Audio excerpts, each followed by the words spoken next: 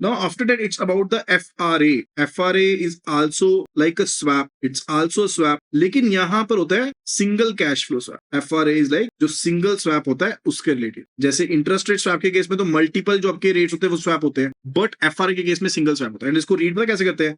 जैसे मान लो 6v9 है ना, 6v9 है तो ये कॉन्ट्रैक्ट बेसिकली 6 महीने बाद स्टार्ट होगा एंड तब वाला रेट देखेगा. एंड फर्दर इसको आगे 3 महीने का लोन चाहिए. 3 महीने का लोन है जिसके लिए जो भी नोशनल अमाउंट डिसाइड किया होगा, whatever the notional amount that they have decided, उस नोशनल अमाउंट के हिसाब से will be looking into it. Let's मैं आपको एक एग्जांपल देता हूं. लेट्स से XYZ फर्म है. अभी XYZ फर्म क्या करना चाहती है? ये लोन लेना चाहती है लेकिन आफ्टर 6 मंथ्स, 6 महीने के बाद इसने लोन लेना, राइट. एंड 6 महीने के बाद इसने 3 महीने के लिए लोन लेना. तो टोटल टाइम पीरियड कितना हो गया? 9 मंथ्स का. इसको क्या लिखेंगे हम? Will be writing it as 6v9 या 6x9 FRA. इसको ऐसे लिखेंगे, ठीक है. अब एक FRA सेलर होगा, एक FRA बायर होगा. ऐसे ही होता है ना. FRA भी बेसिकली आपका बायलेटरल कॉन्ट्रैक्ट ही तो है, दो पार्टीज ही डील कर रही है आपस में. तब होगा क्या कि अब ये इसको ये डर है कि ये ना हो कि 6 महीने बाद रेट ऑफ इंटरेस्ट जो है वो बढ़ जाए. आज की डेट में rate of interest let's say 7% per annum. इसको ये कि ये ना 6 महीने के बाद रेट ऑफ इंटरेस्ट 7.5% हो जाए, 8% हो जाए. तो ये 7% के ऊपर ये FRA 6v9 वाला ये बेसिकली इसमें डील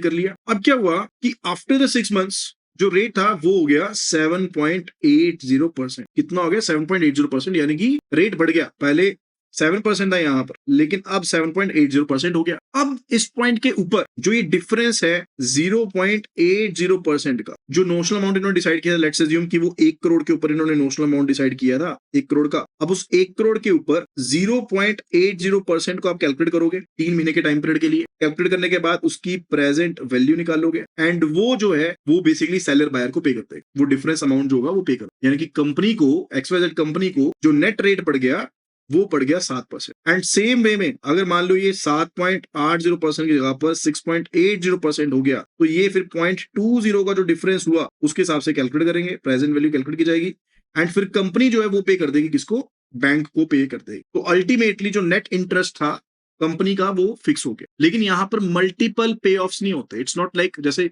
इंटरेस्ट रेट स्वैप के केस में तो जब जब रिप्राइसिंग होगी तो मल्टीपल कैश फ्लोस थे ना. इस केस में वो चीज नहीं होती. इसमें सिंगल वन टाइम. क्लियर? तो FRA buyer basically protects against rate rise. अब जनरली जो फ्यूचर बोरोर है उसको प्रॉब्लम है.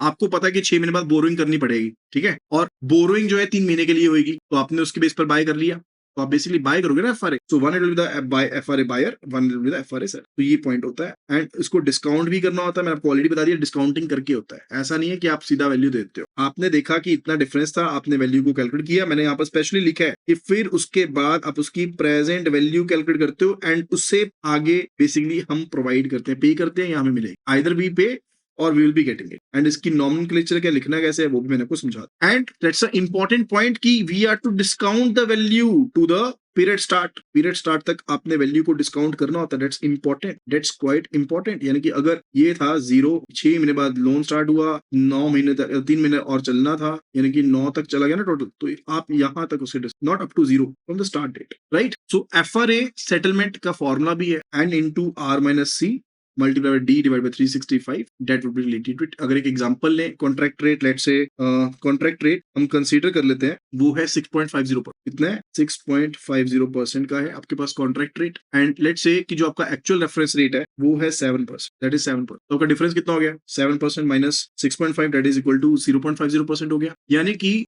बोरर को मार्केट में एक्सपेक्टेड से 0.50% ज्यादा इंटरेस्ट देना पड़ेगा. FRA बायर को इसी डिफरेंस को कंपनसेशन मिलेगा, बायर को इसी की कंपनसेशन मिलेगा. क्लियर? तो अगर आप कंसीडर कर रहे हो 6v9 FRA, if we are considering 6v9 FRA, तो सेटलमेंट कब होगी? सेटलमेंट होगी 6 महीने बाद ही. सेटलमेंट 6 मंथ्स में हो जाएगी, डेफिनेटली 6 मंथ्स में होगी ना, तो 6 महीने बाद ही जो सेटलमेंट है वो हो जाए. ओके. लेकिन कैलकुलेशन जो हम करेंगे वो एंड तक करेंगे, 9 महीने तक करेंगे, 6 से 9 महीने तक करेंगे, बिकॉज स्टार्ट ही अपने 6 महीने तक करना है, 6 महीने के बाद करना है. स्टार्ट ही हमने 6 मंथ्स के बाद करना होता है. क्लियर? तो उसके हिसाब से कैलकुलेशन फॉर्मूला इतना ज्यादा आपको रटने की जरूरत नहीं है यहाँ पे, बट थोड़ा सा जस्ट आइडिया देने के लिए आपको यहाँ पे प्रोवाइड कर. चलिए, नाउ लेट्स मूव अहेड.